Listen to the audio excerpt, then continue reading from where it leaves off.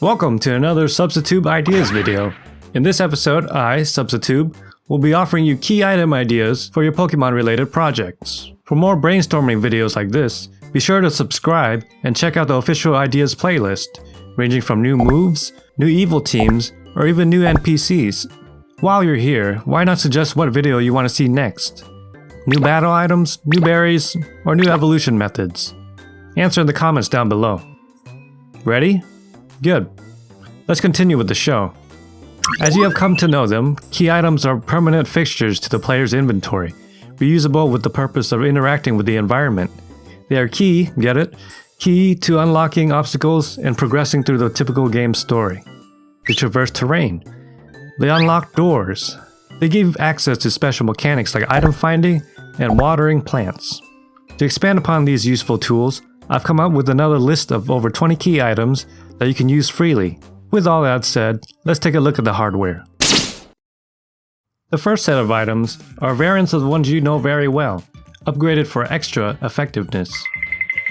Number 1. Extreme Bike. It's difficult to imagine a Pokemon game without the trusty bicycle. Let's go Pikachu. We've had the standard kind, the Mach, the Acro, and Rotom bikes thus far. Now I give you the Extreme Bike. With the Extreme Bike, the entire post-game opens up for an unprecedented ease in backtracking.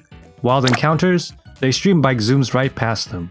Obstructions on the road, run them through with your bike's all-terrain wheels, taking it to the extreme. Oh no, what's this? Ledge blocking your return route? That's what I call extreme. Order now and we'll throw in a headlight to dispel the darkness.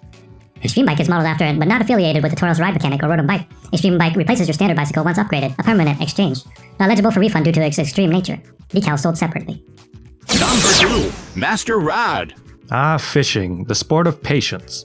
For the seasoned veteran of anglering, with the Master Rod, the idea is to have an endgame upgrade to a very important Pokemon finding tool. How would it be implemented, you ask? That part is up to you. Will it catch level 50 Pokemon, 75, 100? Which one suits your needs?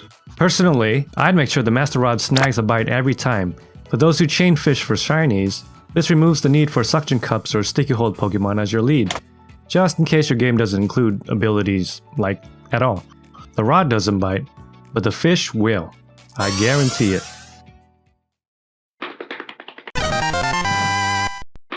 Next come the standalones, key items that don't have any particular affiliations with existing items. Number 3. Mood Reader. Influences which positive natures you'll encounter. For instance, if you chose the attack setting, natures with a positive attack boost like Adamant or Brave will be the only ones appearing in the wild. A bit like a portable version of Let's Go Pikachu and Eevee's Fortune Teller. This is intended to act as an alternative solution to having synchronized Pokemon to manipulate natures, a lead like routes for example, which this item is based off of. Number 4. Dial Watch. For games where day and night cycles are important for finding specific Pokemon or events, the Dial Watch swaps AM and PM with the flip of a switch. Number 5. Champion's Cape. The Champion's Cape asserts your region-wide dominance, showing everyone exactly who is the champ. It changes NPC dialogue to reflect your status. Fans will geek out over you. Gym leaders will envy you. Any remnants of the evil team you've conquered will cower before you. As a bonus, you can also get discounts at stores or something. The largest and most realized set of key items will replace field moves, namely HMs. HMs formerly provided dynamic interactions with terrain, while at the same time blocking progression until certain story milestones are met. In some games, they take up more vital move slots, while in newer ones, they require a mechanic like Pokemon Ride, or some equivalent, which may be beyond your ability to code or animate, at least for your own project. And by you, I mean me, beyond my abilities. My reinterpretation of them comes in the form of literal hidden machines. Tools meant to be compact, collapsible, and colorful. The 3 C's, like a Swiss Army knife of sorts. Each progressively riskier one will require more certifications like badges to legally use, therefore preserving the progression blocking properties once belonging to the moves themselves. Wanna surf? You need a license and registration for that. Since they exist as mere items, they can function on your ROM project independent of ride mechanic and the available slots you have left for moves. Brave the great outdoors with the forest-based series of hidden machines, allowing you to interact with the forested and grassy environments. They are denoted with the olive green color, their name somewhat resembling their original inspirations. Number 6. Scent Spray. The scent spray replaces sweet scent and honey. We'll work our way up from the least dangerous to the most. This item instantly attracts wild Pokemon to your location to start a wild battle. Number 7. The Growth Pail. The Growth Pail replaces Squirt Bottle, Wilmer Pail, and Spray Duct. It waters berry bushes, and if applicable, can also turn regular tall grass into extra tall grass, like seen in the national park. This is just a more generic variant, in case you don't have a Squirtle, a Wilmer, or Psyduck to imitate, as my region doesn't. Number 8. The Grab Net.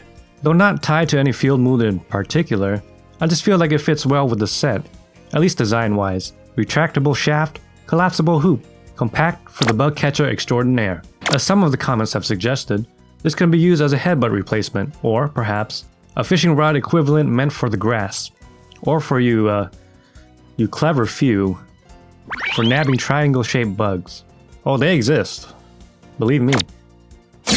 Number 9. The Hedge Baton. Speaking of headbutt replacements, the Hedge Baton replaces headbutt. Whoops. Redundancy. This is an extendable baton with a bulb at the end, meant for rustling trees without doing too much harm to them. Number 10. The Cut Blade. The last of this set is the Cut Blade. It replaces Cut, obviously, a move which is basically inferior to headbutt in every way. In most hacks, the first thing people do is either remove it or change this type to grass, bug, or steel. Anyways, I digress. It's to be used on thorn bushes that would otherwise hurt your Pokemon on contact. The design is a box cutter machete type hybrid.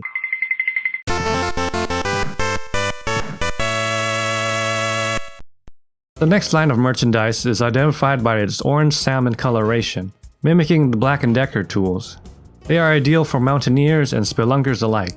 I've excluded an item to replace Dig, since the escape rope does the exact same thing, and as of Gen 8, it was made a key item for one game. Number 11. The Flashlight. No need for any badges to use this one.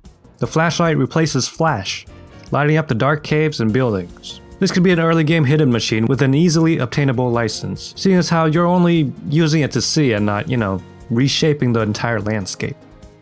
Number 12. The Rock Hammer. Those familiar with Sinnoh Underground will probably understand where this design comes from. It's pretty straightforward. You see a rock, you approach the rock, you bash the rock, you take the rock. Well, you take what you get from it. It'll be a quintessential tool for mining breakable stone. Number 13. The Strong Bracer. Replaces strength. I modeled this after the, the pallet jacks. Step 1, you attach it to the boulder. Step 2, you crank it up. Step 3, you push. Number 14. The Climb Boots. The metal frame clamps to either your feet or your Pokemon's, providing a firmer grip for vertical climbs. You don't see rock climb that much, but just in case you want it, you can have it.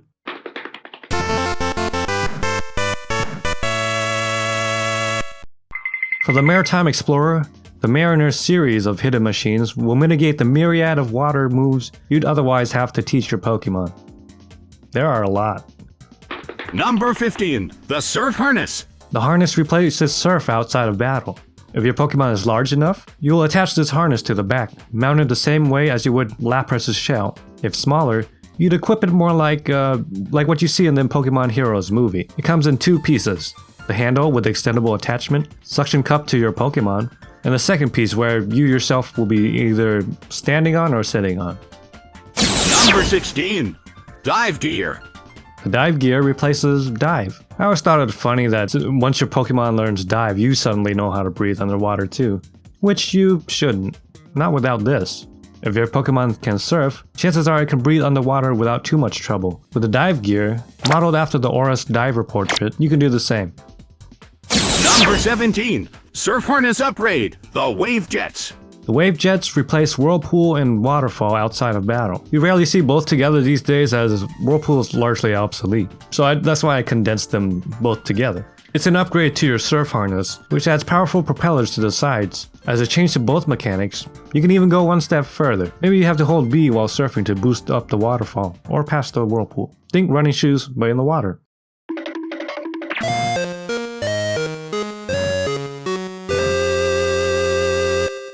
final field moveset are related to air somehow, be it soaring through it or disappearing into it. The color of this subset is purple, inspired by Mega Latios and Latias.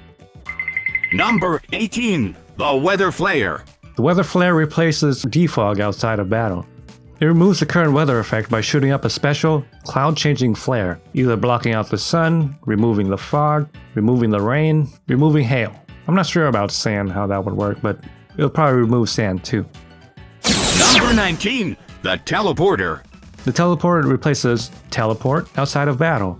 It transports you back to the last Poké Center you visited, or whatever your last spawn point was.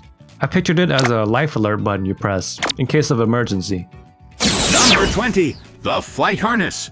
Last but not least is the Flight Harness. It replaces Fly. Visually, it looks like a compact hang glider bar, but with your Pokemon gripping part of it. A small Pokemon would grip it at the top, with you hanging below. A larger one would have you sit on its back, with the bar gripped in its mouth instead. Here's a low fidelity sketch to illustrate that.